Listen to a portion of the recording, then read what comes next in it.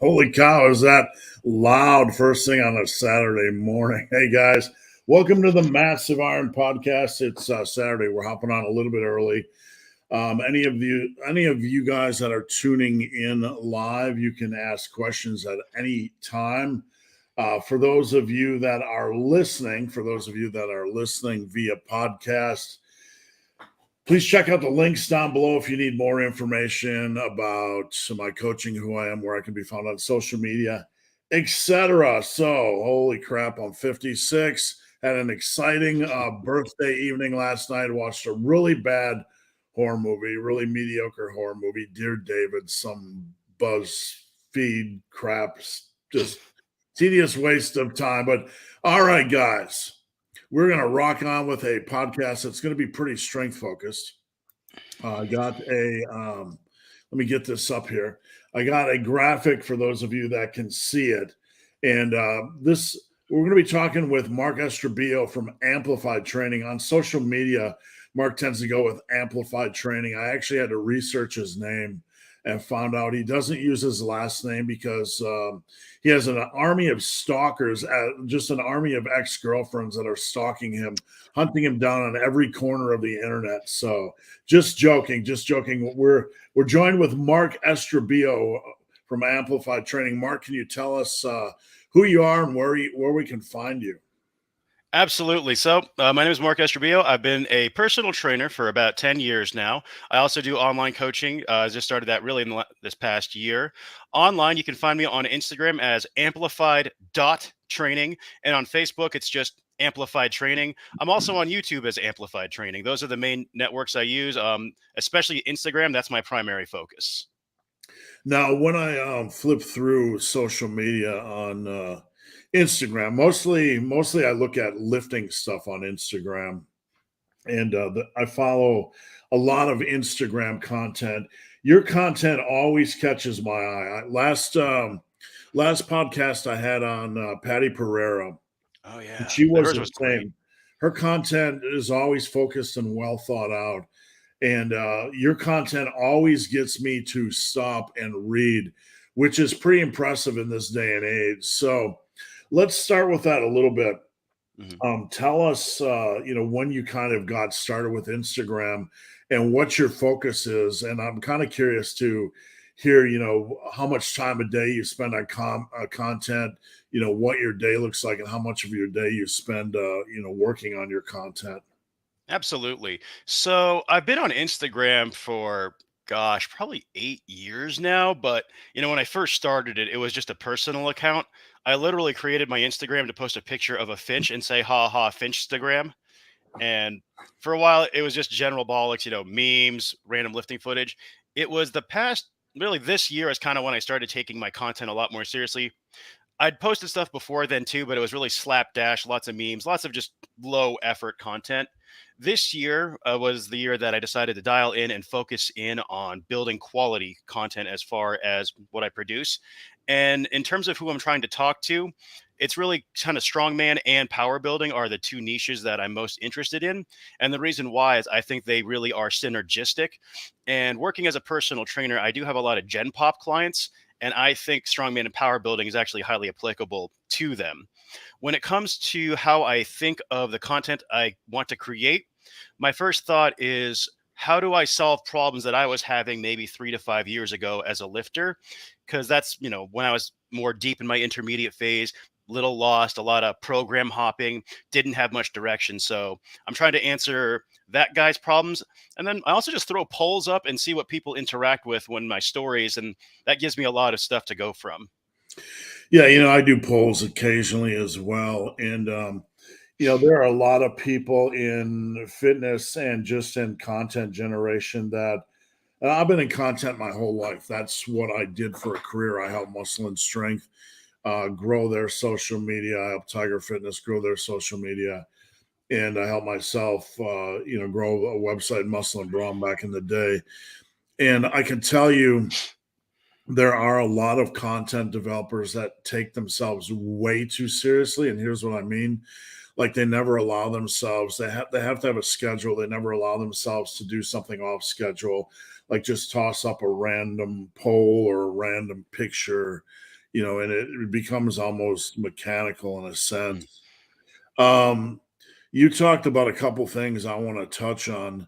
absolutely. Power building, the word power building. I want to hit on that a little bit, but strongman. Let's talk about strongman a little bit. Yeah. I think it's even though, and you can tell me if you agree or disagree, even though we have quite a huge following on the big stage of strongman, it hasn't quite, I don't know, maybe it's increasing, but you don't see as many people competing at a local level. They don't really realize, I think, that there's local strongman competitions.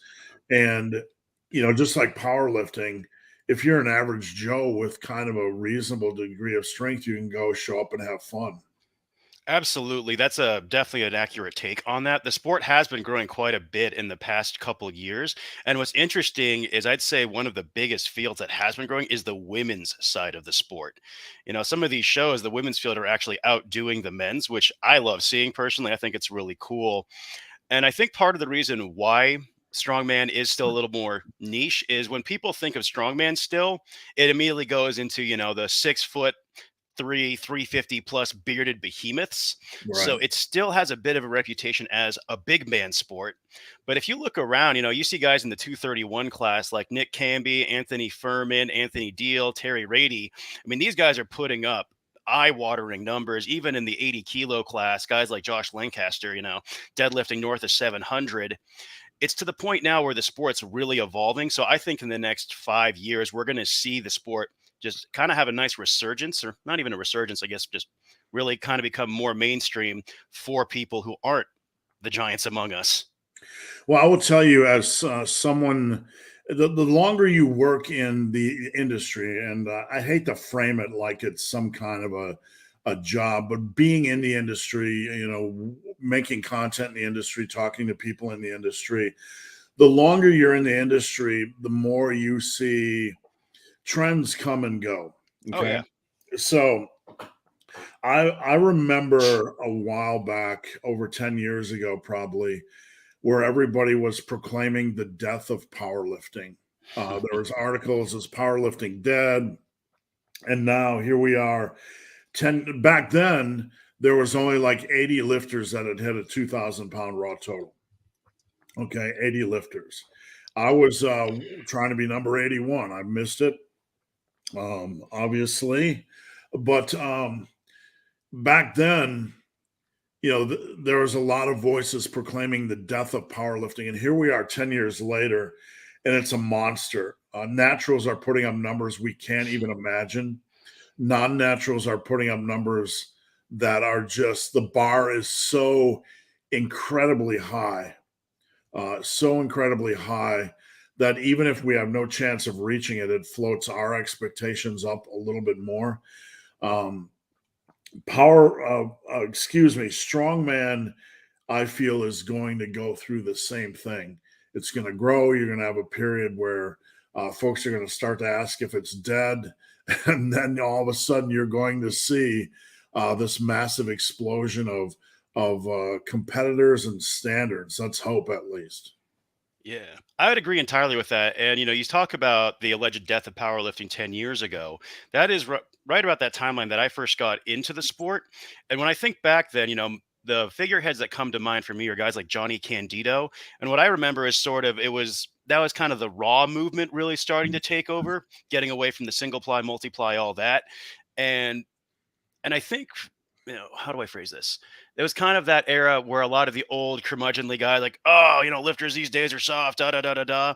And I'm definitely seeing that sort of sentiment echo through now in strongman, where we do have a lot of, the old big guys, like I was talking about, where they get, oh, back in my day, strongman was this, strongman was that. No, the sport's getting soft. So I feel like that's probably, it's somewhat cyclical in that nature.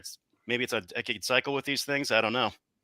Well, I've been through it all a little bit, and there were times when I would train with the powerlifting crews that were wearing gear. They'd make me get into bench shirts and stuff like that. I'm not going to get into that whole world. I don't care for it personally. Mhm. That doesn't mean I'm condemning it. I just personally don't enjoy it. but there are a lot of guys I saw that moved in that direction.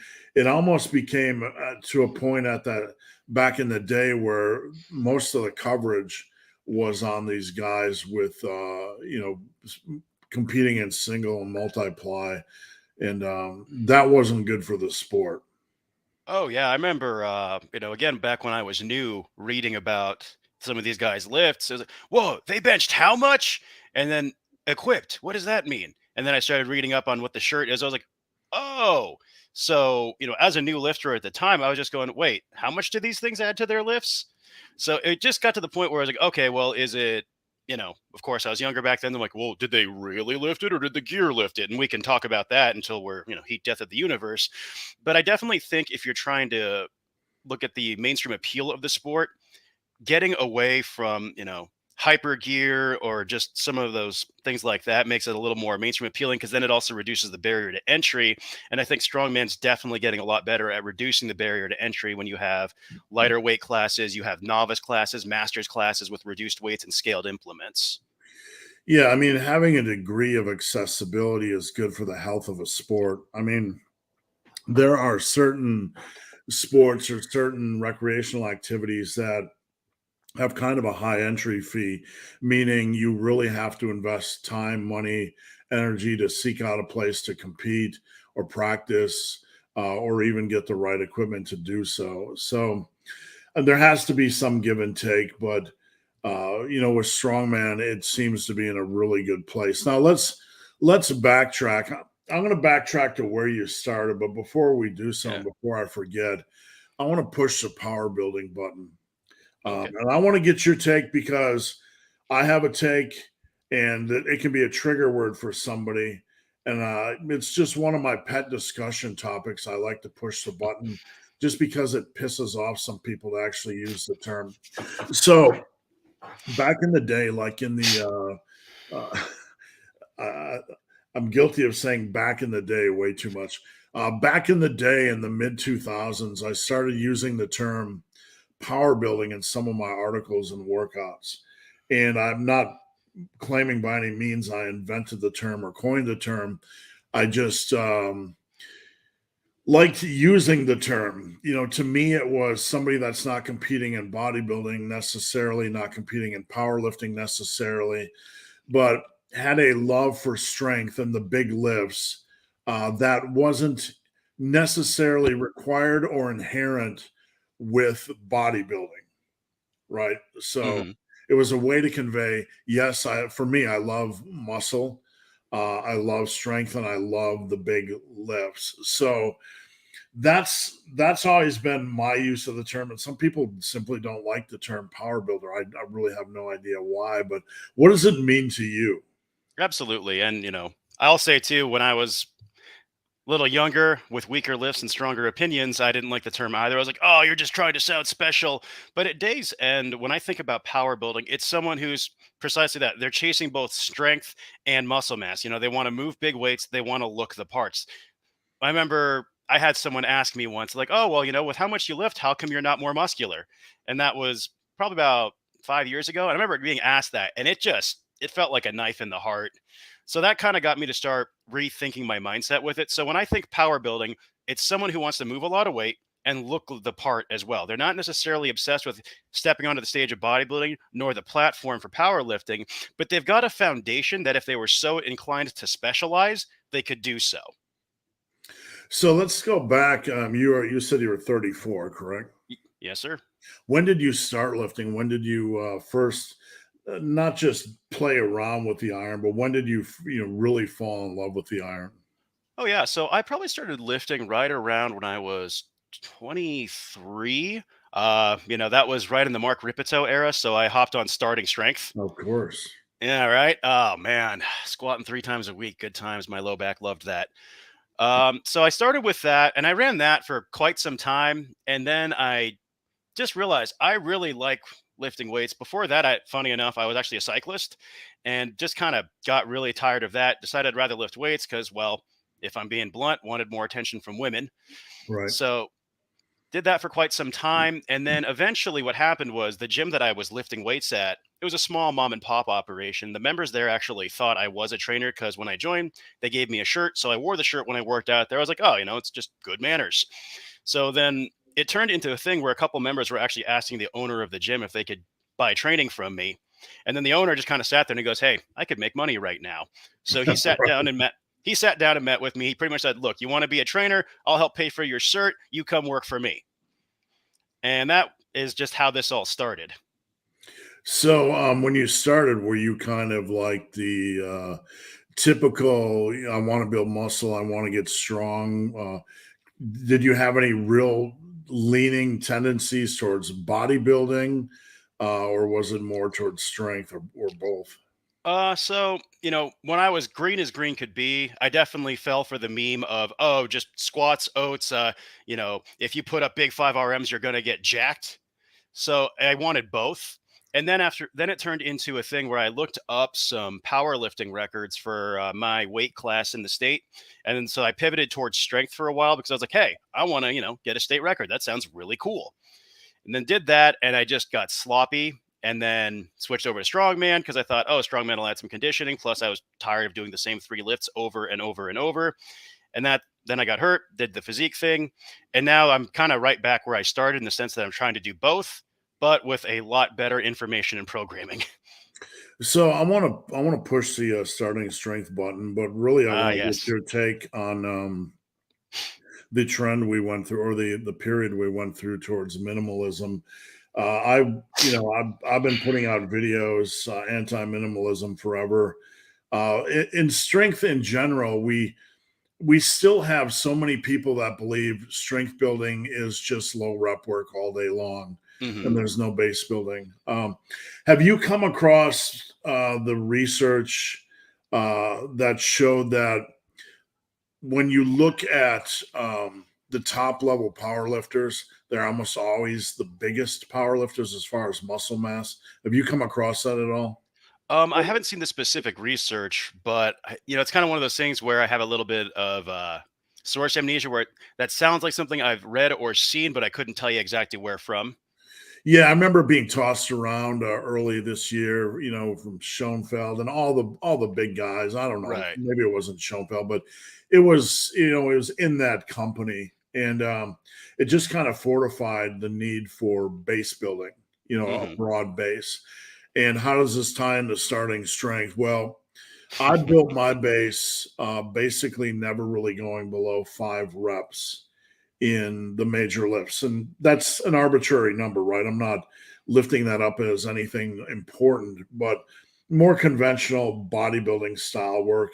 In my travels, when I would interview top level bodybuilders, natural bodybuilders, they did the same thing. They're incredibly strong and never touched rep ranges, never touched really low rep ranges. And then we had the onset of this whole minimal Ripito, Bill Starr, and then God's sakes, the worst program in the history of the world, Strong Lifts. Um, don't get me don't get me started on that program. What is your take on minimalism when it comes to strength building and when it comes to just general base building? Absolutely. So, in terms of minimalism, especially for strength training, it has a time and a place. I think when you're undergoing periods of really high stress, whether it's life stress, work stress, you can't sleep, nutrition's not there. It's one of those things where one of the lines I always tell my in person clients, and again, bear in mind, I'm primarily a general population trainer, is you go to the gym to make your life better. You don't go to the gym to make the gym your entire life. So in those times where you can only fit in minimalist training, it's better than nothing because it's still going to get you some progression. Well, I guess that also applies for muscle building too. But my point with that is ultimately, I'm not a huge fan of minimalism, but it can be used during those times where it's going to be effective, just in terms of making it fit because it's still better than nothing. Well, let me ask you this. I think we need to clarify for those Oh, that yeah. are listening. There are different types of minimalism. You have Hmm. the minimalism I'm not a big fan of for the average lifter is the cult of barbell. You Oh, have to squat two okay. to three times a week, then deadlifts, and then do a few pull-ups and dips and maybe barbell rows, and that's all you're doing. The lifts that the whole type of programming where for the average individual, we ignore machines because they don't exist, right? Oh, We ignore okay. dumbbells, and we just are like squats and deadlifts, and beyond that, shut up. Okay, yeah, now I'm getting you. So in that context, no, I really, I think I'll say it. I think barbell training gets way too much love, especially when we look at a person, more the power building crowd. If they are just looking to move some big weight and look good, hit a barbell lift and then switch over to dumbbells and machines. Because the other side of that too is, I know for myself, after one or two heavy compound barbell movements, mentally, I don't have the energy to keep going with more barbell exercises. I'd rather, hit my heavy sets of deadlifts and then move into some dumbbell rows and then cable pull downs and stuff like that. Because even though I'm generally fatigued, I still can squeeze out more from myself when I switch over to the dumbbells and the cables because there's less setup, there's less just finesse, for lack of better words. So I can get a little brain dead and just squeeze out more effort. And at day's end, like you say, power building is all about those hard efforts. So it brings up an interesting, point, or an interesting question.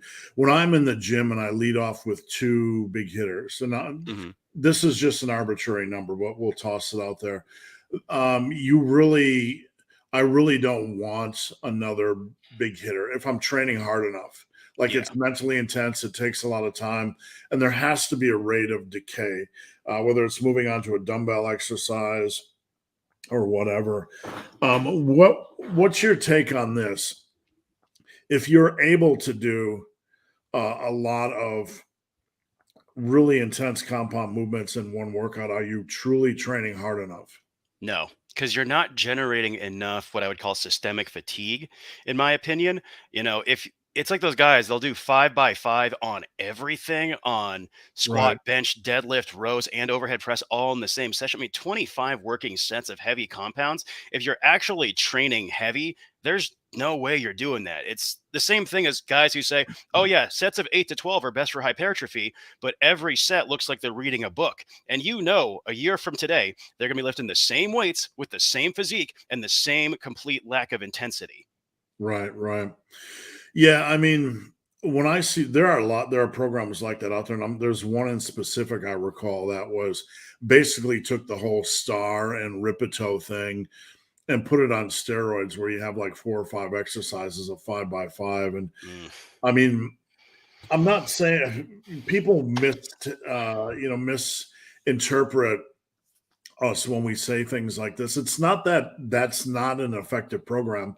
It's just simply I don't know if I could survive mentally if I was pushing hard enough. Right. And, it's one of those things as you get stronger, you get was the fancy term that I've heard thrown out as neural drive. You put more of yourself into every lift when it's heavy. Show me a guy with a 315 max deadlift repping out 80% of his 1RM versus a guy with a 600-pound max deadlift repping out 80% of his 1RM. Guess which guy is working harder, all things considered? The guy with the higher 1RM, especially if their body weights are similar, he's putting more of himself into every single rep. He's going to generate more overall fatigue. You can't tell him, oh, yeah, you're going to do 5 by 5 at 80% with 90 to 120 seconds rest. Right. So this brings up a point I'd like to ask you about, and it's a question I've been getting a lot lately. We're becoming more and more obsessed with stimulus and fatigue. Uh, We're becoming more and more obsessed with numbers on a specific lift. Like, I want to progress on dips. I want to progress on mm, dumbbell bench. I want to progress on bench. I'm obsessed with my end game numbers on all these lifts. But here's the problem. If you structure a program, whether a body part split or an AB split or whatever you're doing, there's going to be a rate of performance decay. right. So let's use a bro split, for example. You do bench, you do dumbbell bench, you're doing pretty good. You move on to dips, all of a sudden there's might be a triceps performance decrease. The Yeah. lifter panics because their numbers are not as good as they want them on dips. So all of a sudden they want to rotate. Next week I'm going to want to put dips up front, and I'm going to put this to the bottom. And how do I structure this? And what's the percentages? And like people fear that rate of performance decay. You know what I'm Hmm. saying? Yeah. And no matter how what I try to get across is no matter how you structure your program, you're going to have a rate of decay in some way, shape, or form. Right. And what's your take on that? How do you deal with that fear? Is that something you come across? So in my own clientele, I don't have too much of that, but I can get what you're driving at. And one of the things I like to tell my people is we program the heavy hitter for the day and we use progressions on everything else. And what I mean by that is, so for example, let's say that just we'll use a bro split day or chest day. If I have a lifter who's bench program. The bench has a specific program for, let's say, this 8 week block, X set, Y rep, Z intensity over the 8 weeks. It might adjust. And then from there, I'll be like, okay, now for your dumbbell bench press, let's say if we're using your rep goal system, that your rep goal system for the dumbbell bench press. And then for the dips, it could be something like the bulldozer rest pause. And what I tell them is these don't matter as much because we're focused on the bench for this block. And then maybe after that block, if they want to focus on dips more, then dips become the priority lift. I remember I had one kid I worked with years ago. We added almost 100 pounds to his squat in a year, and we were talking about that. And then he had the nerve to complain that his leg press only went up about 50 pounds. And I was Right. about ready to slap him in the mouth. So I told him, I was like, what Right. are you complaining about? Oh, well, ever since I started eating all the Wagyu beef I could get for free, the 83 lean from Walmart doesn't taste as good. Yeah, that's kind of the thing. The focus is on hard training and Yes. progression, and not numbers. When I say not numbers, but then I speak about progression, that's where we kind of get our wires crossed.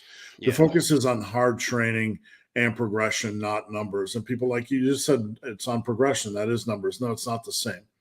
Um, numbers come out of hard training. So if dips are third or fourth in my program, my training day, and I feel like a sack of crap and my triceps are toast by the time I get the dips, that's a good problem. Yes. That means you're training hard enough. And we're going to progress in that lane where our dips are fried. Right. Exactly. It's that So, bad, oh, sorry, go ahead. no, go right ahead. It's kind of like you could almost call it your bad day strength. Anyone can be strong on the best day of their life, but if you're doing your dips towards the end of the workout and you're still progressing after doing your bench press, your dumbbell bench press, that's your bad day strength. And if you're, And it's also building your work capacity. What's your yeah, view on work capacity when it comes to just being successful in the gym? extremely important, especially if we contextualize it in the sport of strongman, you need work capacity because those events can last up to a minute, 90 seconds. You're repping out, you're going heavy, you're probably rest pausing. And then you got 5, 6 events. Sometimes those shows are 2 days. So I think a lot of people do need to build that work capacity. Now, I'm not saying go out there and do, GVT 10 sets of 10. That's just Right. obscene. But go in, hit your lifts, get a little volume in, and then also don't neglect the cardiovascular engine as well.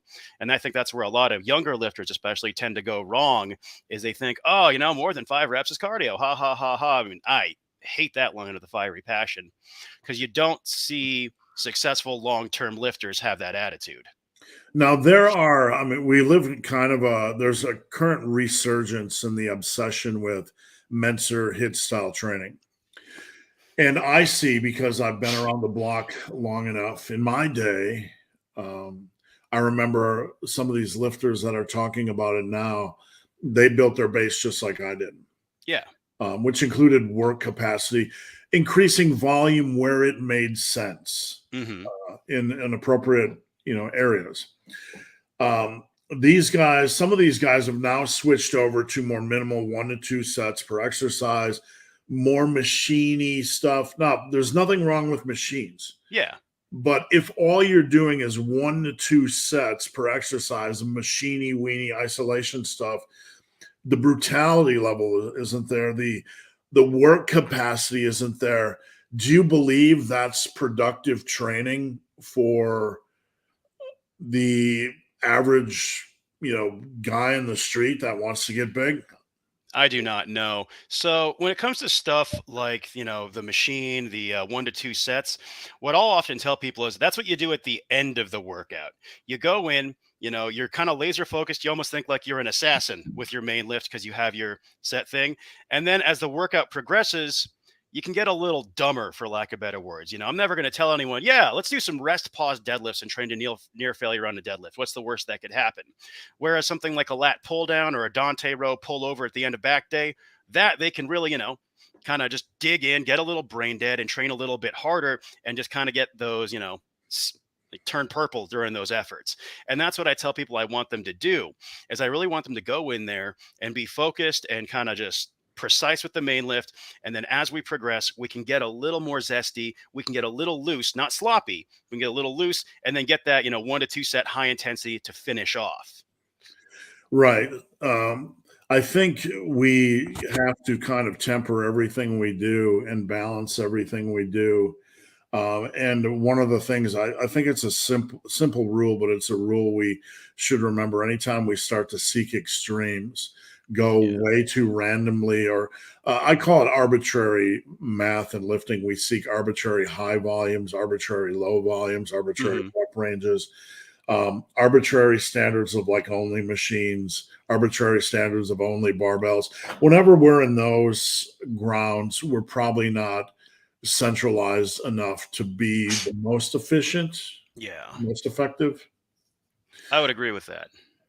So, Mark, I'm gonna toss out some questions from those that are watching, and then I want Awesome. to hop into conjugate a little bit. Ooh. One of those words that just uh, gives me a lot of different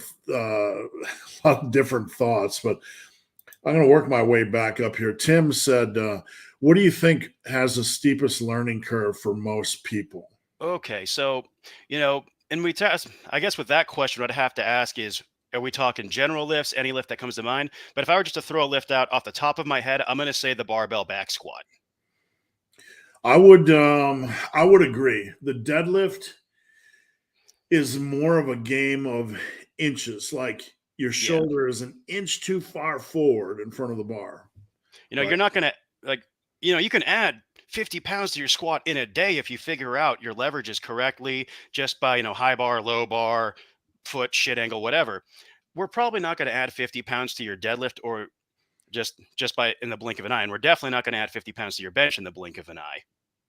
Now I want to get your take on this because coaching reveals things that the average fitness influencer does not see. And Yes. I'm not trying to sound elitist, but when you coach, you understand things when it comes to volume, when it comes to programming, when it comes to lifts, that people just making up shit in their fitness influencer world don't see. Um, Mhm. we had a lot of coaches that over push the squat, Yeah. and when you coach in the real world, you realize it has the steepest learning curve.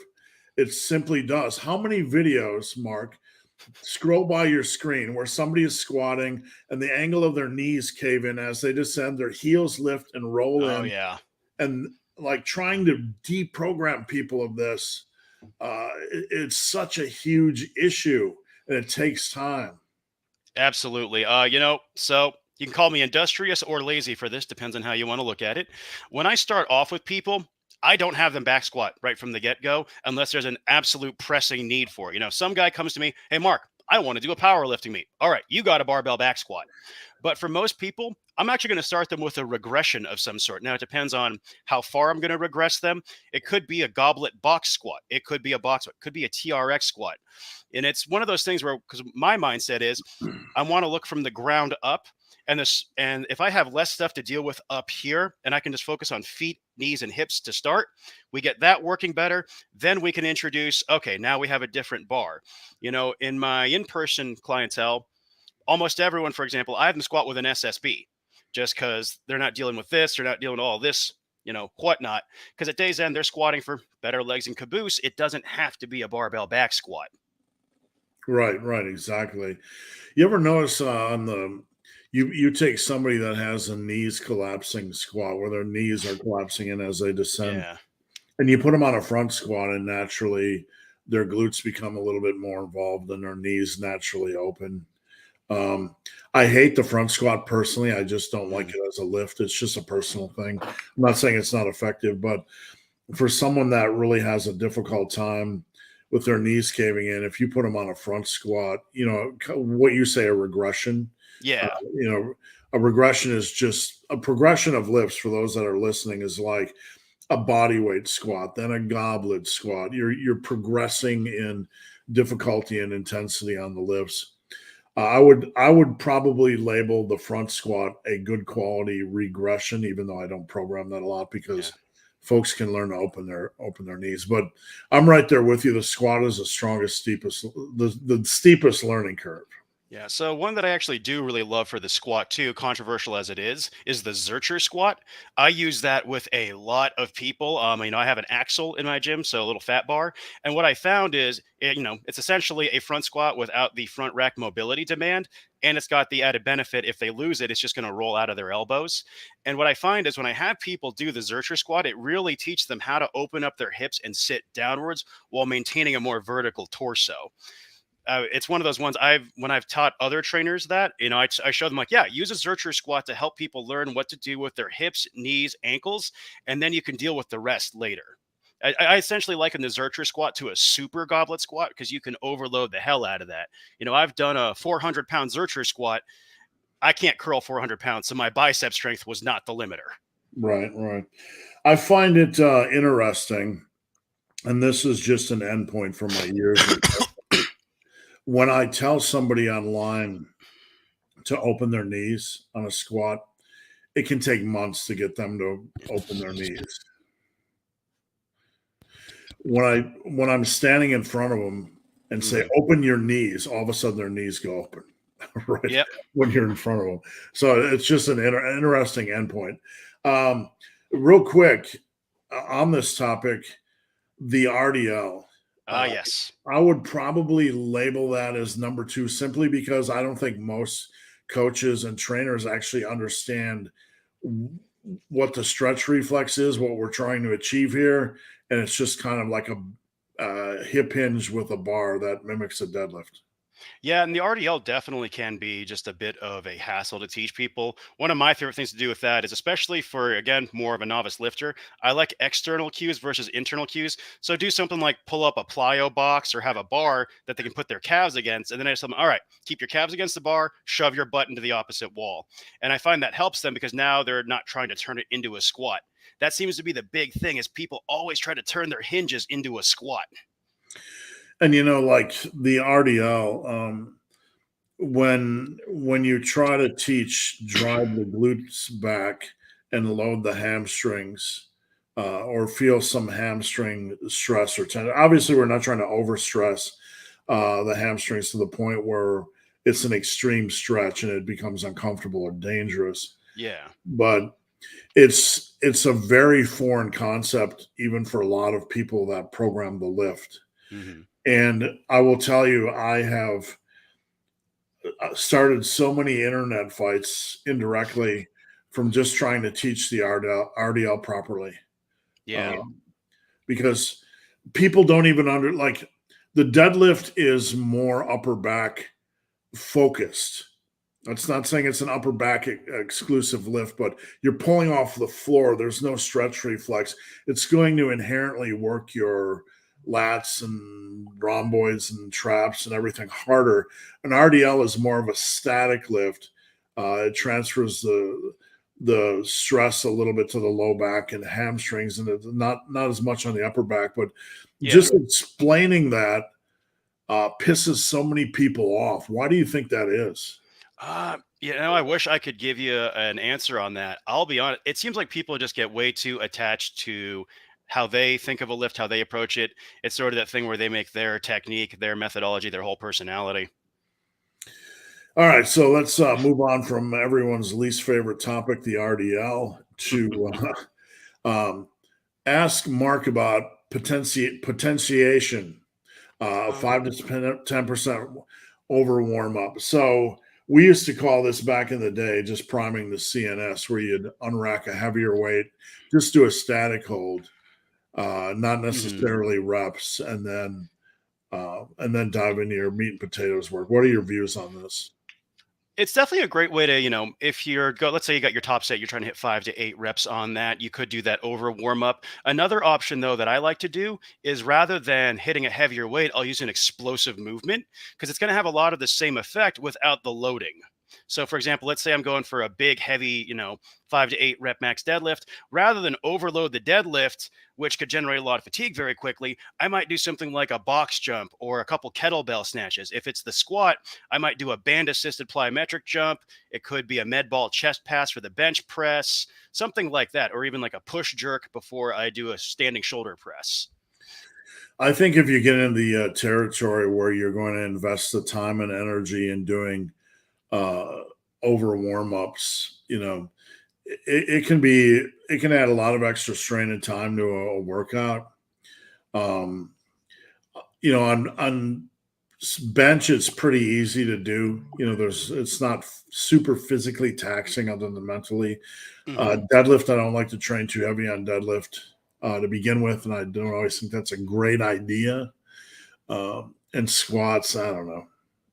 Squats, I just find I use a trick, Mark, that I picked up from some other coaches on how to, if we want to do CNS training, and that is, um, this is just an alternative method. We load the bar with a weight. Say our bench press, we can do 225 by 7. We do 225 by 3, 4, 5, 6, and then max reps.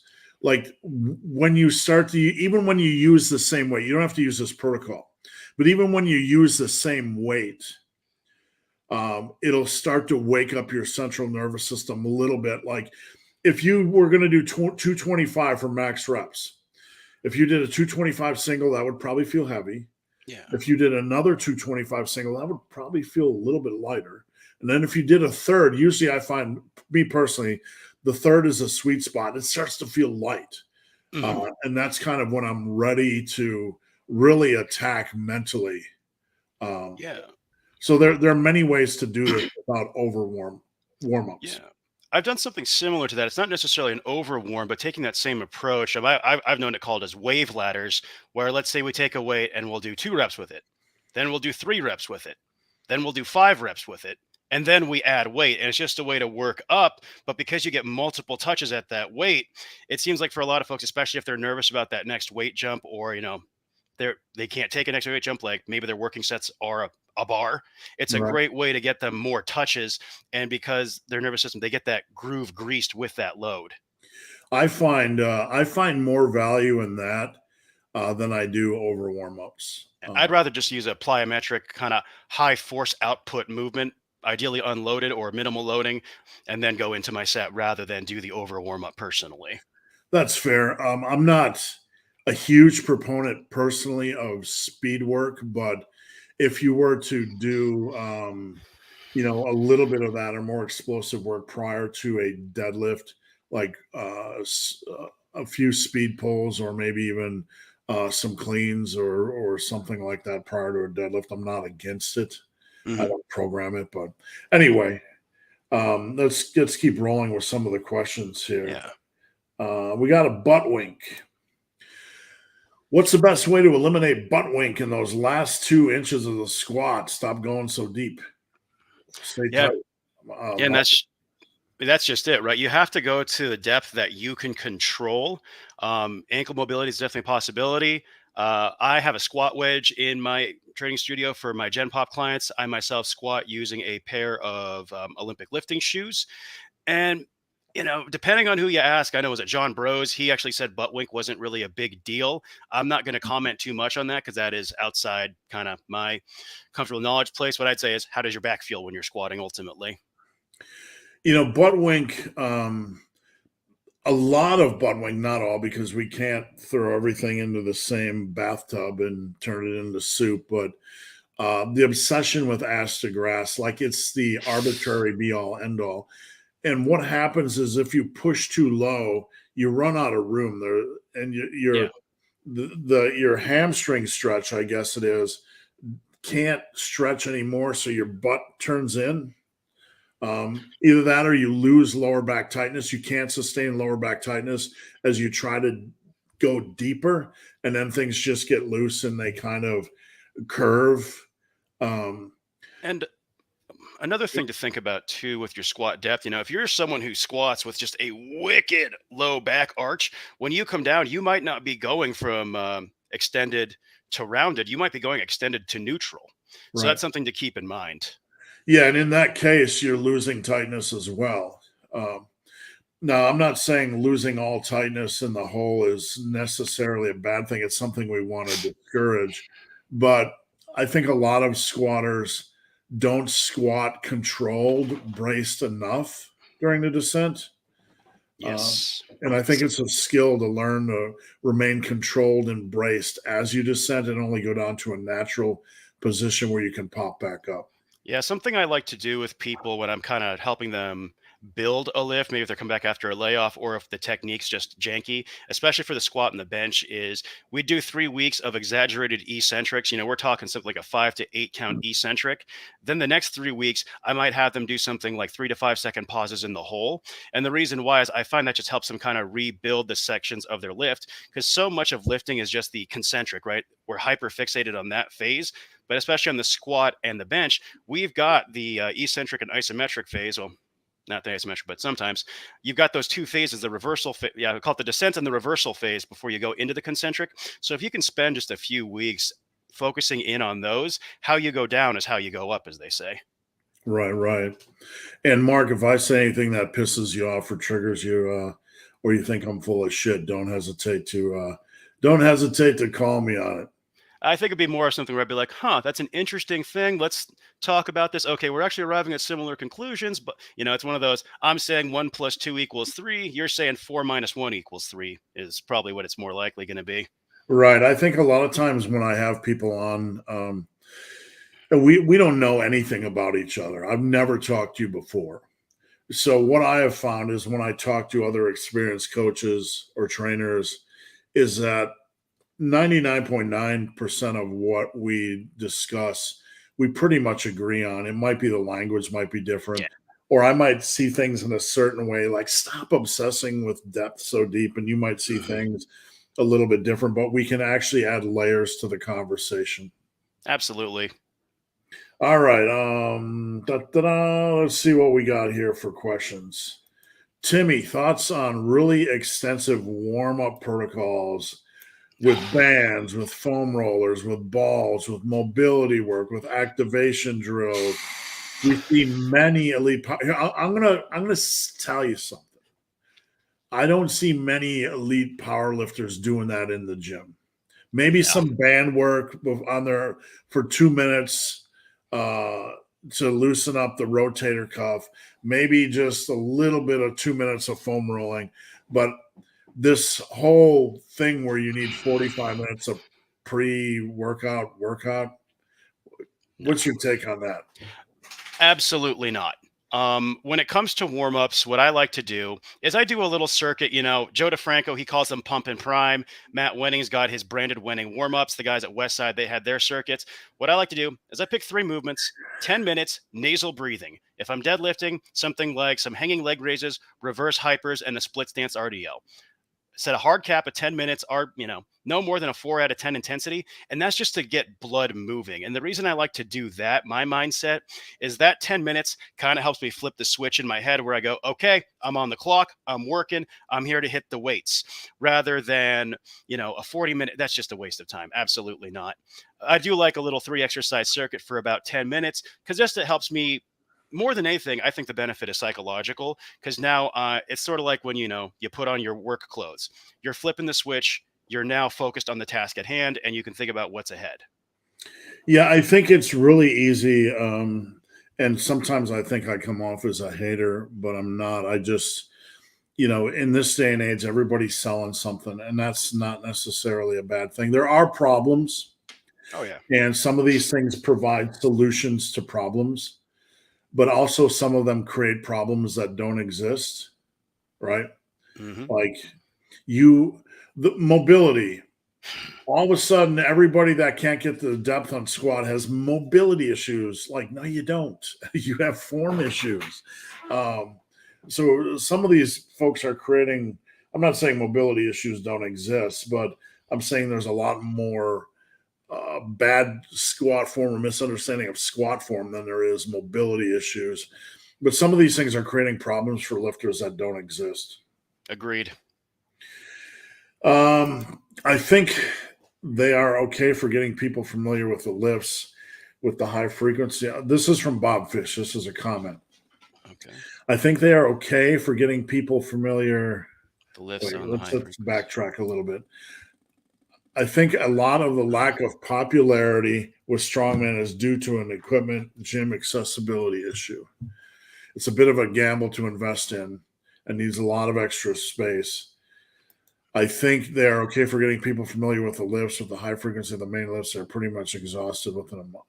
I'm not sure if these are two different trains of thought. So, Yeah, they definitely sound like it, but I'd say we could definitely touch on that first one with strongman there. I'd agree with that to a point. When I first started coaching people for strong women, though, I'll be honest, I got pretty weird with how I was training them. I remember we're getting ready for a show, Atlas stones, right? We didn't have access to those. So what I had them did is we just took an exercise ball and I put two heavy dumbbells on the ground and they'd hug the ball, grab the dumbbells and do their extensions that way. And here's the thing, it's only stupid if it doesn't work. And especially now, a lot more gyms are having some equipment available. Even really, all you need is a barbell. You can get pretty close. There are so many coaches out there who have put out commercial gym strongman programs. Bromley has one, Cale Beck has one. I'm working on one. And I agree. Yeah, implement access can be a bit challenging, but at day's end, if you just picking stuff up, moving it around, deadlifting and putting stuff over your head, you're gonna build one hell of a foundation. yeah, I mean, I don't have a lot of strongman clients, but I kind of have for those that do that. Most of my clients that want to get involved with strongman, we're still building base strength, Yeah. right? They're not deadlifting 500 pounds and not an advanced implement. Equipment. They don't have advanced equipment needs. We're doing things like we'll do carries where we'll hold dumbbells like this and walk across the gym. Just movements that they aren't used to, that can build different strength and core strength and just in different areas they're not normally accustomed to. Right. You just have to kind of break down the events into segments, right? Let's take the Atlas Stone marquee event. The first phase of the stone is a pick. So, that's a lot of pec, that's a lot of crushing, hugging strength. So, chest flies, cable crossovers, wide grip, dumbbell inclines with a fly to the center line. Then you have the lapping phase, snatch grip RDL. And then you have the load phase. That's going to be anything with triple extension as well as front and Zercher squats.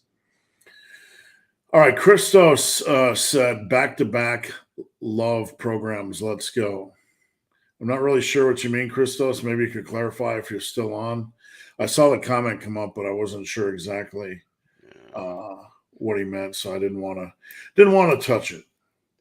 A couple more, and then we're going to get into the conjugate. Rico said, "Yeah, I never understood why they hate on power building.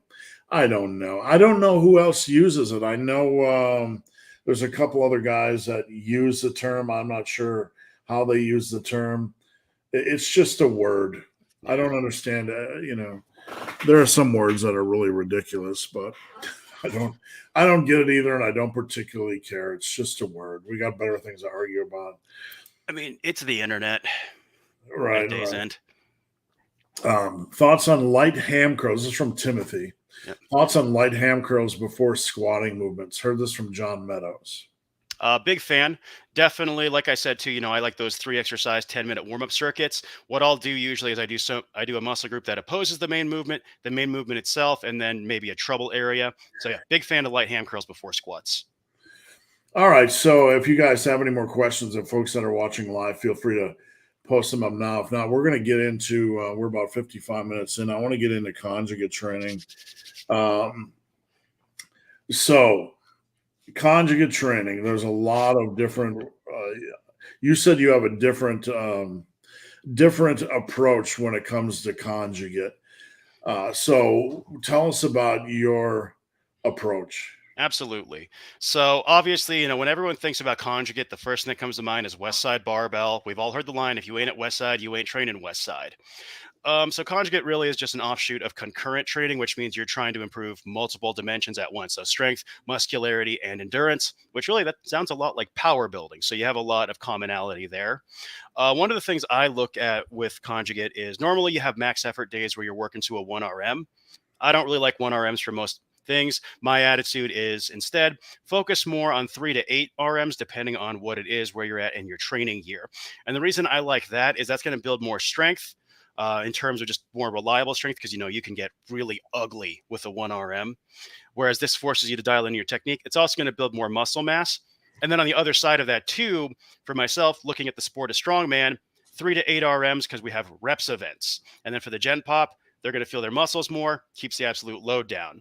And then the other side of it, dynamic effort days. I don't use dynamic effort. Stuff like the speed pulls against bands and whatnot. I think that's useful if you're peaking for a 1 rep max in that for a competition. But outside of that, rather than dynamic days, I call them developmental days. And with that, it's something like we might be doing step loading, we might just be doing density work. Whatever attribute I'm trying to improve in that lifter at that time is what the developmental days are for. So if I've got a lifter, for example, who just needs more work, they're doing density training on those days. So it might be something like 20 minutes where they're doing sets of 5 on the log clean and press away superset with pull-ups, trying to get them into that flow state. And what that does for me when I look at how I break down conjugate is it's the lifter first. And it doesn't have to be 2 max effort, 2 developmental. Right now, I'm training 2 intensive max effort days and 1 full body developmental. And then I'd have what you would call a junk day, or for me, it's just arms and upper back, because all we're trying to do is improve multiple dimensions at once. And in terms of movement selection, get away from hyper complicated things. Snatch grip, banded, deficit deadlift. That's too many things, too many, shall we say, variables that it's questionable how much it's going to carry over to your deadlift from the floor. Instead, you think 1 or 2 changes. Oh, we're doing a snatch grip deficit deadlift. And we might run that for 3 weeks. Then we would go into a deficit deadlift for 3 weeks and then into a floor pull. I don't like the idea of changing the max effort movement every single week, because for a more, novice lifter, they need more time with that lift to get used to it. That way we can see, okay, there's tangible increases here. And then for the more advanced lifter, what that does is that helps them really build that neural drive and the ability to strain in that movement rather than changing it out over and over. You need a few touches on something before you can really dial it in. And then that way too, let's say we're doing 3 weeks of a movement. I'm like, wow, this is super productive. I might keep that there and then give them another 3 weeks with that movement. A max effort movement does not and probably should not change every single week. Now, there's a point I was thinking about when you Yeah. were talking, and advanced lifters are going to have a greater. We always focus on muscle when it Mhm. comes to strength, but advanced lifters are going to have a greater degree of joint strength, connective tissue strength, what have you. Yeah. Okay, even mental strength. They're going to have a greater degree of experience with lifts and lift variations. Hmm. So when you take a more novice or a less experienced lifter and you're constantly changing exercises, they don't have as broad of a platform or base to necessarily handle all of the changes uh, and have it be a safer transition. Does that make sense? Absolutely. If you have someone who is still working on their baseline bench form, you can't expect them to do standard bench one day and then later in that week have them maxed out on something like a feet elevated close grip bench press, because they're probably still not even that stable with their standard bench press. So in that case, their max effort variation might be something like an exaggerated eccentric. I like to think about, where their deficiencies are in the main movement, and then I'll pick max effort movements that not necessarily punish them for bad form, but make them very cognizant of where they go wrong. So if I've got a lifter who tends to dive bomb his bench press, his intensive max effort variation might be exaggerated eccentrics for a while on the bench press. If I have a lifter who loses tightness at the bottom, I said, assuming that their form on the standard bench press is pretty solid, I might have them do a feet up bench press for a while as their intensive variation. And then, two, what that does, it lets us go a little bit lighter because these are more challenging variations, and it exposes them to enough volume if they're getting in that 5 to 8 range, 3 to 8 range, to help grow some muscle mass and improve their performance on the developmental days where, we're doing the main lift we care about, which in this case would be the standard bench. Now, I want to explain this a little bit more for those of you guys that are watching, because I think it's a pretty important point. We get a lot of conjugate questions. When I get conjugate questions on my live, I usually push people away from it because they don't have the programming base or structure or guidance to do it correctly. One of the points I talk about is, and this goes back to experienced lifter versus somebody still developing their foundations. If you take a less experienced lifter that's only doing, say, squats and leg press, and all of a sudden you move them to hack squats and lunges, the demands of those exercises, they seem like similar movement patterns, right? But the demands of those exercises are going to absolutely torch them. They're going to be sore in ways I didn't know they were sore. And their connective tissue, their joints, everything is going to be hammered in a way that's never been hammered before. Now, when you have somebody that's been more experienced and has a broader strength base, their joints, their connective tissue, everything, it's not going to be as punishing. The more you get away from a lift when you're a novice or a younger lifter, the harder it is to come back to that. Is that a fair assessment? Absolutely. That's why, like I said, I only like to go 1 or 2 steps away from the main lift in general, regardless of whether they're novice or advanced. But especially for a novice, in terms of their max effort rotation, even then, I'm not going to put a rank beginner on a conjugate template. But, let's just say a more, kind of late novice, early intermediate sort of person, their variations are going to be super close. Like I said, it's going to be 1 step away from the main lift. That way, it's close enough to get that transference, but enough difference that it'll keep them mentally engaged. And I can use that variation to specifically address some sort of deficiency in their technique on the main lifts.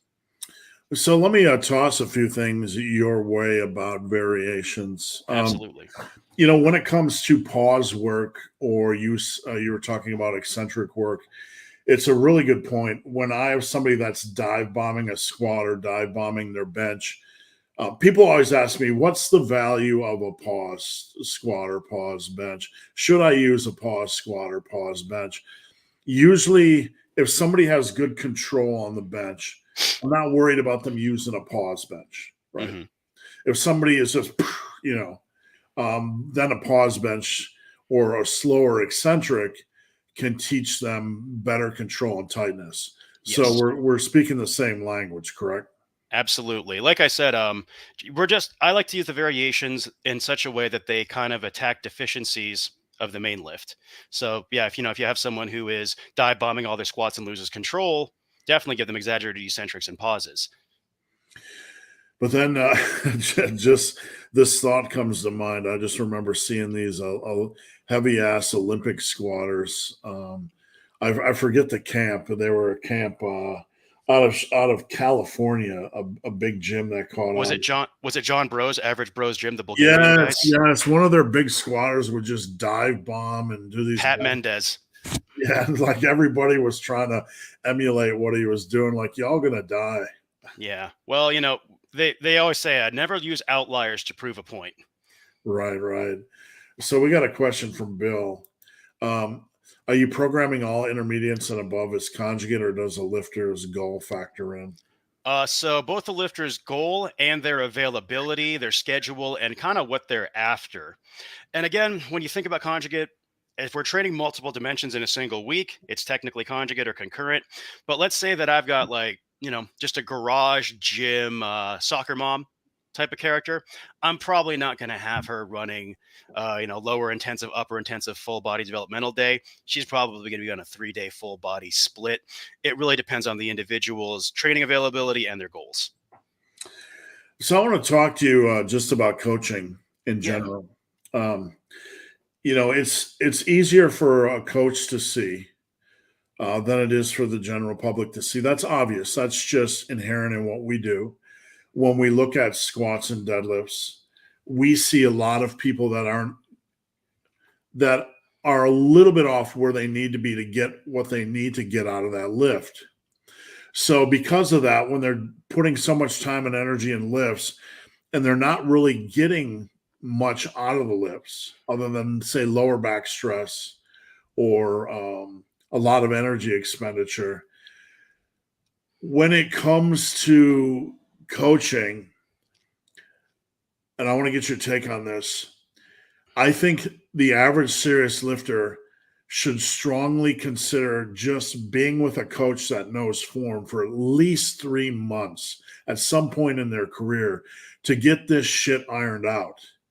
Because no matter where these guys think they are, many of them come to me and they need work just to get what they want to get out of the lifts. Absolutely. It's one of those things where half the reason you get a coach, you might know what you need to do already, but are you actually going to act on it? Are you actually going to execute it? I've sat down, I've met with people in consultations where I was like, based off what we're talking about, here's what I recommend. And they're like, oh, I know what I'm doing. They come back, they'll wind up with another consultation maybe a year down the road. It was like, well, you've actually gone backwards, but you know what you need to do. So it's Right. one of those things where I think we all would benefit because it's just having a second pair of eyes on what we're doing because we're here on the ground level, and we're going to have some emotional attachment to the way that we've developed our workout program, right? Whereas a coach can take that 10,000 feet in the air perspective and go, yeah, okay, there's something really wrong here. They don't have that same emotional attachment to the way that you're training. They're just objectively looking at, oh, yeah, okay, this is objectively not going to work for you, or objectively, this needs to change. There's no feelings involved, so to say. Yeah, I think I'm not. We're two coaches here talking about coaching, and that can sound a little bit disingenuous, like buy my crap, right? But it's not like that at all. I had a running coach when I was running. I got arguably the best runner in the world, trail runner in the world, to coach me because I wanted to learn my blind spots. I wanted to learn what I could improve, and I will say this. I do not care who you go with, as long as they know form, not on a bodybuilding form. Keep your elbows right at your side on tricep extensions. That the fake bodybuilding form crap. Yeah. You need to go with somebody that knows form.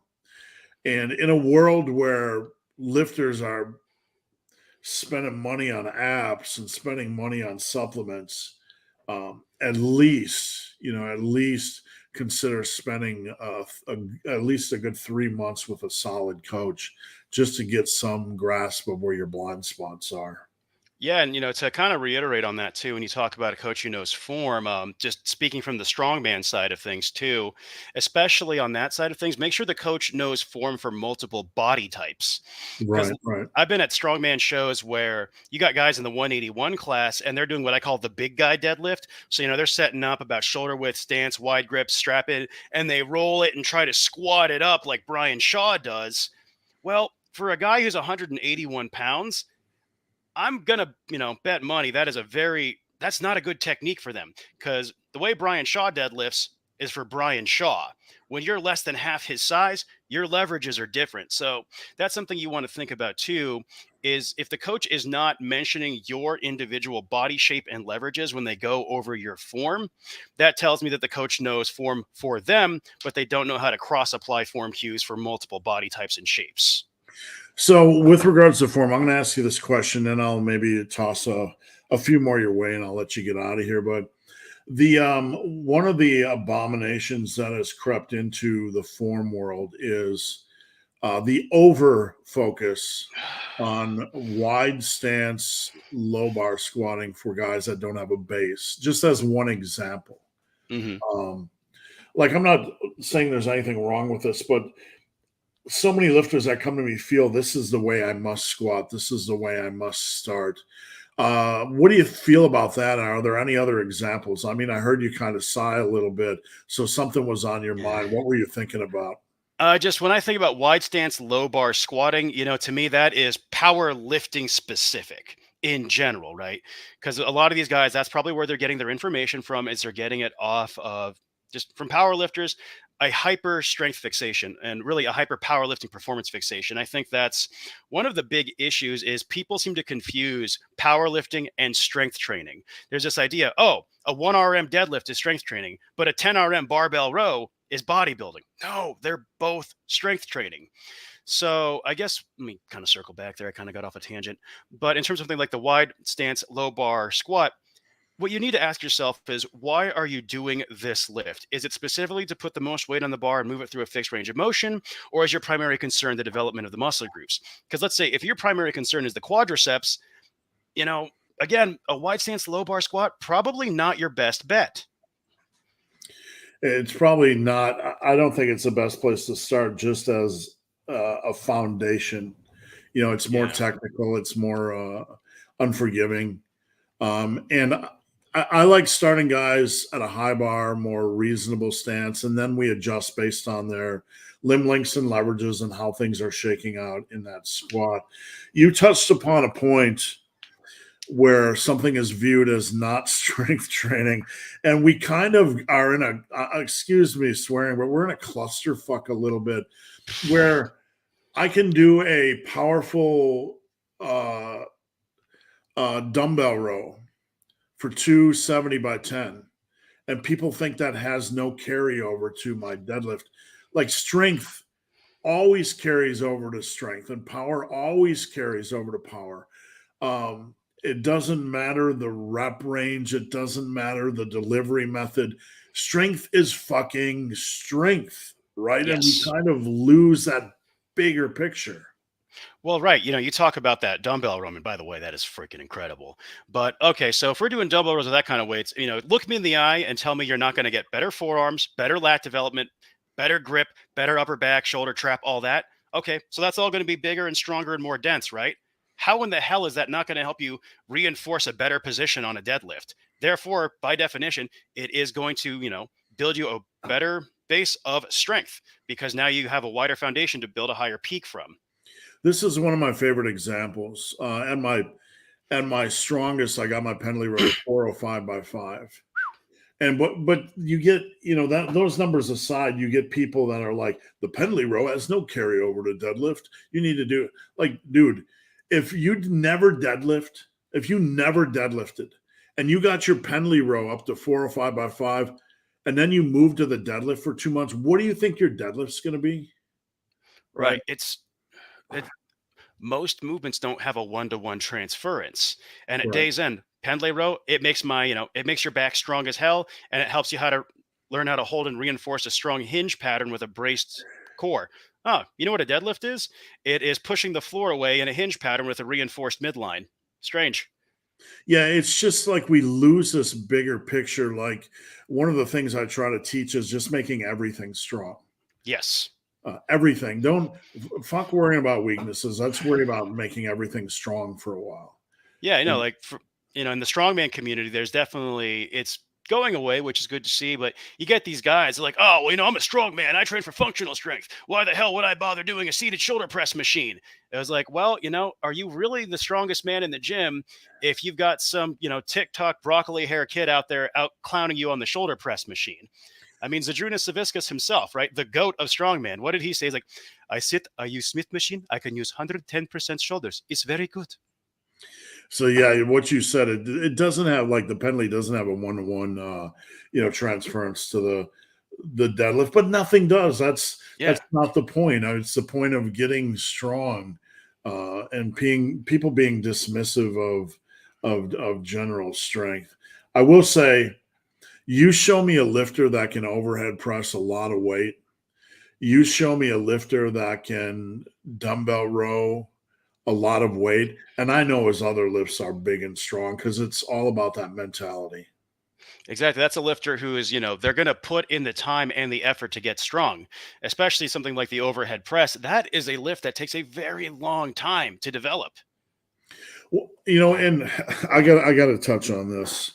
Um, there's camps in the lifting community right now that are so dismissive of overhead presses, and regardless of what muscles it works, uh, Mhm. why? Tell me your thoughts. I want your take. Why would we not train a primary movement pattern? Well, I just don't like having to put anything less than a 45 on the bar. That's the honest answer, right? Um, I mean, I get it. Some people, right? The barbell shoulder press, maybe it chews up their shoulders and wrists. Great.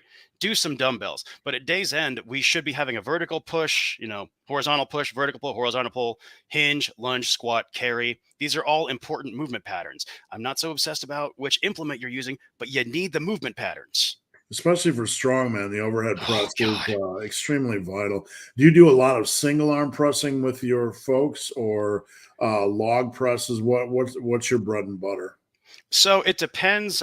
With my strongman athletes, if we're talking specific for them who compete, I'll treat the log as kind of the primary overhead press. It's very much an indicator lift in strongman. Someone with a strong log, we can take a little time. That'll transfer over to the axle. That'll transfer over to something like the Viking press. Then there's a circus dumbbell. That one just takes a little more time in and of itself. Really good secondary one. But yeah, so for a strongman athlete, with the lifts I like to focus on is either a paused front squat or paused high bar back squat, the log, and then the deadlift. Those are kind of your main indicator in terms of static strength lifts, and then dumbbell carries and things like that. You don't have to do the implements year round. I don't think you should personally. I think if you're between shows, you should either be trying to get statically stronger, losing fat, or ideally both. So in strongman, do you do any peaking, or is it basically more a transition the closer you get to a show to more of a focus on technique? Good question. So with strongman, if someone's approaching a show, we should absolutely be peaking. And the peaking process for strongman is definitely a little bit different because when you're peaking for a 1RM, there's a very, kind of set way of doing it for the most part. But if you're peaking a 4 reps event, that's going to vary depending on how many reps you can do in training with it. So, I always tell people, yeah, you start peaking, then about 2 weeks out, there's a taper. And then for a show, you need to look at the whole show and then you figure out what the taper and peak are going to look like for it. Couple more comments, and then I'm going to toss one last question your way. William Baker, former coaching is paramount. I spent 25 years equating while caving my knees. I think he meant Squatting. squatting while Yeah. caving my knees and didn't know it. 14 months into coaching, and I'm still working on it. And Bill's on Team Massive, my community, and I worked with Bill one on one. And Bill has kind of that knees in condition, and it's. I'm glad he knows because we can hmm work on it, and I'm glad he's willing to work on it. Joy Pass, what's your view on alternating sets between push and pull? Semi Rest rest. is normal, but hit the other exercise like pull ups, rest, dips, rest, like Yeah. alternating, Yeah. Supersets. opposing muscle groups. I think he's commenting with resting in between. So let's say you did a bench press, you'd rest 90 hmm seconds, do a barbell row, rest, do a bench press, rest, kind of natural rest. Yeah, I mean, that's one of those things where I feel like it's almost like splitting hairs. When we talked a little bit earlier, like I talked about the developmental days, that density approach, right? Where I'm getting to the flow state. I'm going to set like an 18-minute block for my lifter. They're going to do their log clean and press, knock out some pull ups. I don't care how much time they're resting between the things.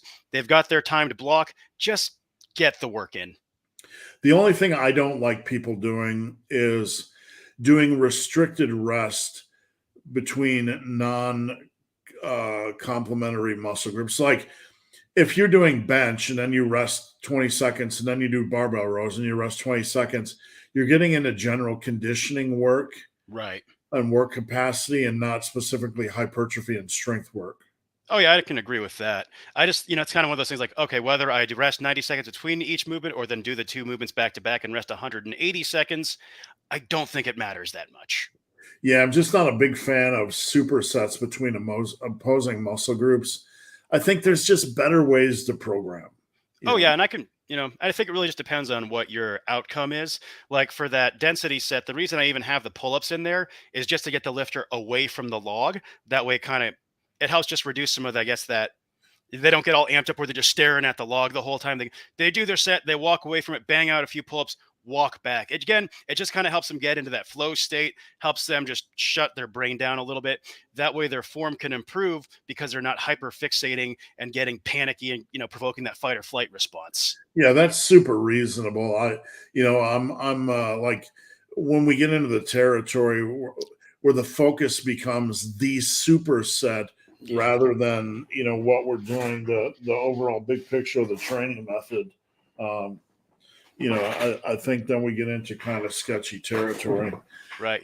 Sorry, I dropped something on the floor and I didn't want my dogs to get it. Yeah, just like desired outcomes first, well, really, it's lift your schedule first, then desired outcomes, then we worry about methods and means and stuff like this. It's so minor. What's that saying? Don't major in the minors. And that to me kind of reaches that minor thing. Supersets are great, straight sets are great, whatever. So, one final question for you. I don't want to keep you on forever. I could literally keep you on forever because my wife is gone and I could bother you all day long. Hey, I'm having a great time. I got nowhere to be. So when you're scrolling, when you're doom scrolling, when you're sitting on the pooper doing doom scrolling, right? Sorry to be crude, but I'm just a little humor. When you're doing your doom scrolling through social media or YouTube, what triggers you? I mean, what gets under your skin? What bothers you? What annoys you personally? What makes you twitch? What makes you wiggle? What makes you scream? yeah. So the two that really get me, it's just like every freaking fitness page, they all look like Hormozy now. They've all got the same caption style with the bright letters being highlighted. They all look the same. So I was like, okay, are these AI at this point? Because it's literally just the same formatting, jump cuts every 3 to 5 seconds. It just gets really old. I'm so tired of that because all these influencers, they're trying to stand out, but it's really plug and play. And then the other one, I don't know, maybe it's because I'm a prude, but some of the just more, how do I put this? It almost looks like it could be an ad for OnlyFans. I'm trying to scroll, look at some fitness content. I'm like, oh, okay, got to scroll past that. Or when they just make dumb faces and point at text on the screen, just that very, yeah, exactly, right? You know what I'm talking about. Dude, I'm serious. Like, it's just low value content. And when I see stuff like that, I was like, are you trying to grow a coaching business or are you just trying to get a following? Like for me, I don't even have 700 follows on Instagram. Guess how much I care about that? Not that much. My coaching business is, it's growing, right? Because my thing is, I'm not concerned about building a huge audience. I want an engaged audience. I want people commenting. I want dialogue. I want people DMing me. Hey, I saw your ebook you just put out. Da, da, da. That's what I want. I don't need to be sitting here going, uh, uh, uh, and then, oh, haha, I got, 10,000 likes on this and 40,000 followers. Who cares? Who cares? Yeah, no, you hit the nail on the head. And that's kind of the funny thing is, like, when you do YouTube, just 5 years ago, I had like 10,000 subscribers, right? And when you mention somebody's name, when you're a small channel like Clout Chaser, right? Or you're clout chasing or you're name dropping or whatever for views, do you realize how little money I make off YouTube? And mentioning someone's name literally gets me like $1. It literally gets me $1, like a pack of ramen. It doesn't mean shit. Yeah. So when I mention somebody, it's because I'm talking about something they said, something they mentioned, something that was stupid, Right. or just for the hell of it, to make a video on a different topic because you've made 3,000 different videos. But the engaged audience, and the obsession with numbers and views. There are two types of influencers, and look, I don't really give a shit what anybody wants to do with their time, but I will tell you, I tell people this all the time. You do not need a big following to make a good living coaching. You just need to be true to yourself, put out good information, have integrity, speak the truth, and you're gonna gather your tribe, so to speak. Yeah, and that's so true. I think back to when my social media. So, this year was the first year that I would say, took it serious. And one of the big things is compared the first half of the year to the second half of the year, a lot of my growth came because my content became a lot more me. And part of that, I rebranded a little bit because I was under a different brand name, which didn't feel like myself at any point. So, anyways, by being myself, just kind of being who I am, that's really how I've been able to grow. And funny enough, one of the best things I've done for my social media growth and getting people interacting with me is every Friday I do the worst fitness dad jokes, and that's who I am. I like lame humor like that. Yeah, and it's funny if you went to one of these experts that would coach you on how to grow your social media, they'd be telling you how to do the Hermazi content fry shit, Oh God. and they would discourage that. But part of being yourself is being yourself, and Yeah. those that are going to connect with you. I put up random shit on social media all the time because I do not give two fucks about sticking to some cookie cutter format. uh, you, like Right. this. I want to put up good content, and I'm always trying. I take my content seriously. I'm always trying to refine it. Yeah. But if I want to put up a picture of my dog, I'm going to put up a picture of my dog. Yeah. When I get that, it's like for me, I mean, if you look at my training facility, it looks like I record hostage videos in there. I've got those tarps on the wall and everything. And I Right. could spend all this money getting bougie lighting and this and that. But at day's end, the kind of person I want to work with, my engaged audience, they're not concerned about those things. They're not like looking for glitz and glamour. They're like, oh, what's this guy's content like? Oh, that's a good tip. Oh, I like this idea. And that's what I'm more focused on, because the people who are obsessed with the glitz and the glamour, the Hormozy edits, the super bright lights, the ring lighting, all just that, it's veneer. And in my opinion, a lot of people who get suckered in by that, or not suckered in, but are hyper drawn to that, they're not the type of people who are probably going to be interested in working with me anyways. It's sort of a self-selection process. No, you're absolutely right. I'll get 1 to 2 comments on video like, "What did you record this with your webcam?" Yeah, I Exactly. literally did. I literally recorded this with my phone, and yes, the lighting is shit, and my dog's taking a dump in the background or whatever. But if the content doesn't matter to you, you're not my people. Right. Like for me, with your content, it's great because I can put it on and listen to it while I'm doing other things as well. Right, right. And there are some people that I listen to that provide good, clean, structured. I think like Chris Williamson on YouTube Hmm. has these long form interview videos with interesting people that I can listen to. When I'm trail running or whatever. But I don't need to see his fancy ring light or his perfectly pruned studio. It doesn't matter to me. Right. And that's just it. It's just a matter, you could argue maybe it's generational and darn kids these days and all that.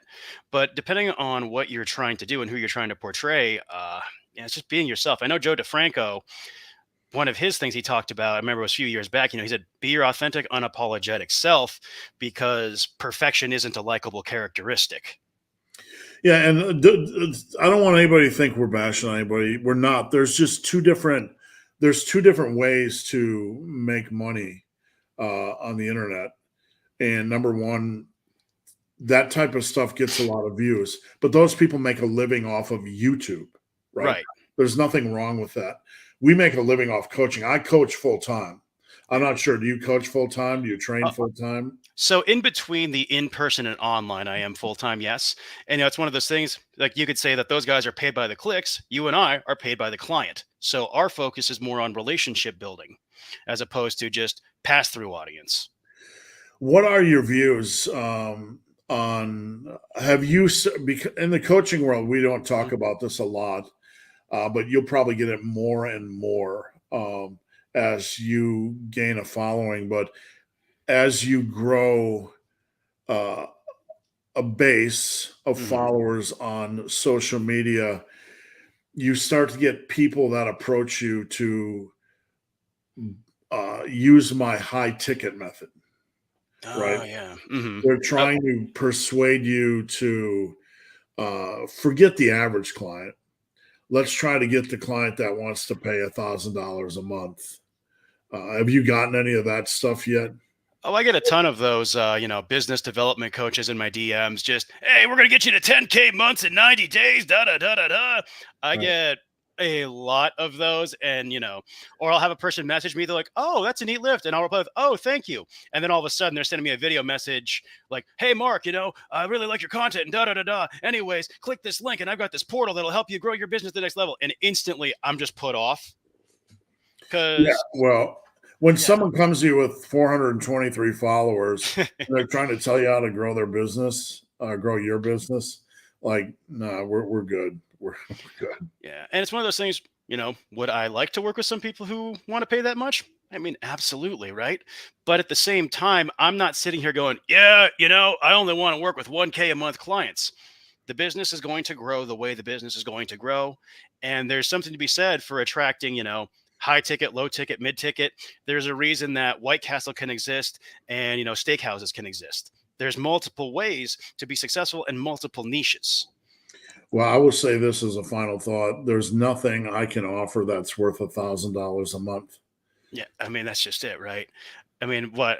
Yeah, sure. Maybe if I'm paying 1,000 a month, great. I'll fly out and personally coach you day of for your competitions at that point, right? Yeah, like look, Greg Doucette, I think he charges like he has some higher end stuff like 22,000, 2,300 a month or whatever. I don't know.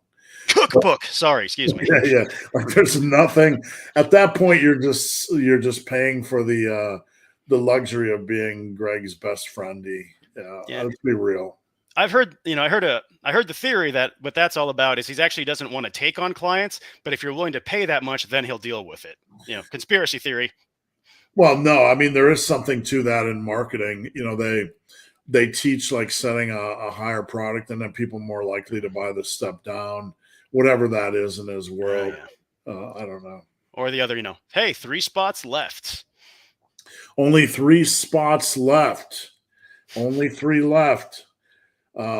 Sometimes I open up 3 spots, but I mean, when you've been doing this as long as I have, I don't generally actively seek out clients. They just come to me, and that's not a pat on the back. People just know where I'm at, right? They know what I'm Mhm. doing for a living. Um, but sometimes, when there are periods in coaching when, like after summer is done and people realize they're fat asses. And I say that in with love. We spent all summer gorging ourselves and Yeah. drinking, and we want to trim down a little bit or get a little bit focused. There are periods like in September and January where, you're in business. You gotta Yeah. let people know you have a service. But Right, especially, working in-person training too. January, that's there's a reason you see all the memes about, personal trainers just sitting there waiting for January.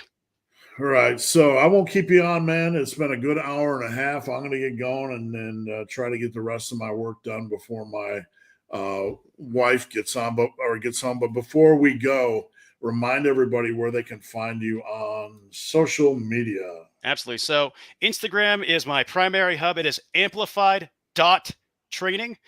YouTube, Amplified Training. Facebook, Amplified Training. Again, find me on Instagram. That is where I am most of the time. BHUD, it has been awesome. I've been having a great time. And again, happy birthday, 365 days early. Thanks. Anytime you want to come back, man, just shoot the crap. We're always here. I love that. All right, man. Have a good weekend. You as well. Bye, Massive Nation. Y'all have a great weekend.